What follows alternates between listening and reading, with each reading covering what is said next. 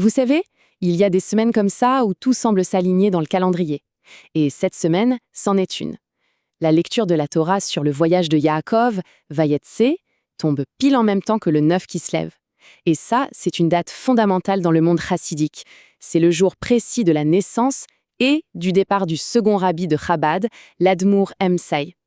Alors, une simple coïncidence? On va voir que non, loin de là.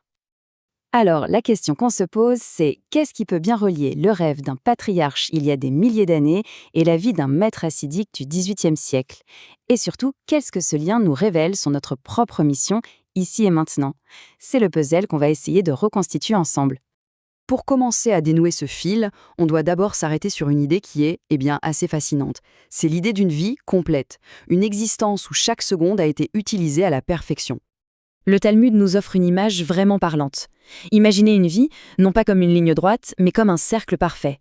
Pour les grands justes, les tzadikim, ce cercle se referme au millimètre près, le jour exact de leur anniversaire. Ça veut dire quoi?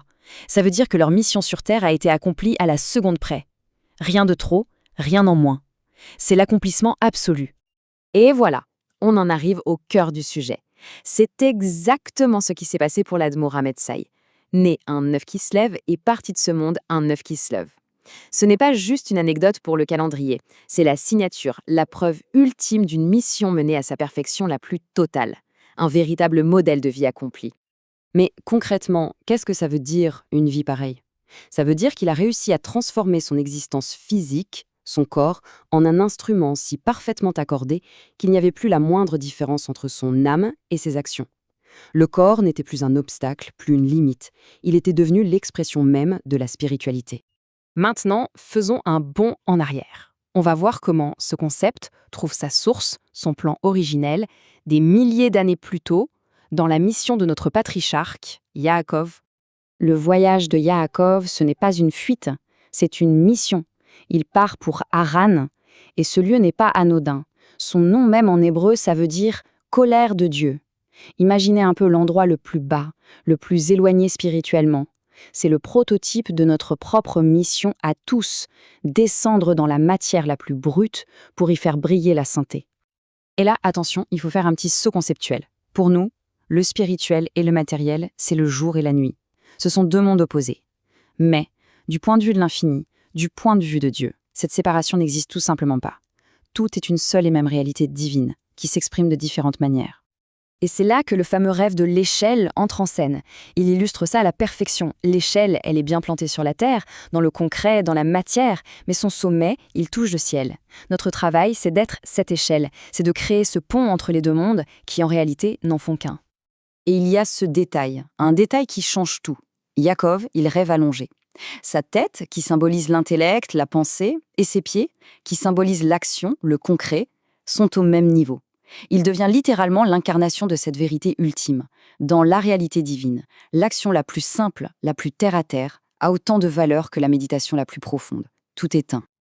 Bon, c'est une vision magnifique, c'est sûr. Mais la question, c'est comment on fait, concrètement? Comment on construit ce pont au quotidien? Eh bien, c'est précisément là qu'interviennent les enseignements de la chassidoute. L'Admour Emsai, on le surnomme le rabbi intermédiaire. Pourquoi? Imaginez que son père, l'Admour Hazaken, a révélé une sorte d'éclair de génie, une sagesse fulgurante, ultra concentrée, un point de lumière. Ça, c'est la Chokhma. Et lui, qu'est-ce qu'il a fait? Il a pris ce point de lumière et il l'a déployé. Il en a fait un fleuve, large, accessible, compréhensible. C'est la Bina, la compréhension. Il a rendu la lumière navigable pour tout le monde. En fait, toute sa mission, c'était ça. Donner les clés, les outils intellectuels, émotionnels pour que chacun puisse non seulement croire en Dieu, mais commencer à le percevoir, à le sentir, dans la trame même de la réalité de tous les jours. Allez, on avance vers la dernière étape, et c'est peut-être la plus importante, parce qu'elle nous ramène directement à aujourd'hui.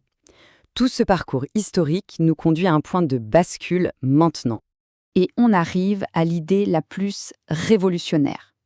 Pendant des millénaires, l'humanité a fait ce qu'on appelle un travail de birorim. Pensez-y comme la préparation d'un immense champ.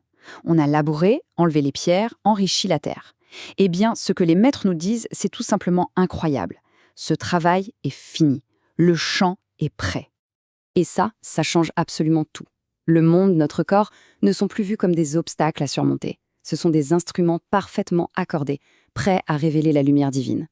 La seule chose qui manque, c'est un déclic de notre part. C'est à nous de changer de regard. Il ne s'agit plus de transformer le monde, mais de le percevoir tel qu'il est déjà. Il s'agit littéralement d'ouvrir les yeux. Alors comment on fait concrètement pour ouvrir les yeux? Ce n'est pas juste une belle image. Les maîtres nous donnent une feuille de route très claire. D'abord, nourrir notre esprit, en approfondissant l'étude de la Chassidoute. Ensuite, réchauffer nos cœurs en se rassemblant, en partageant cette inspiration.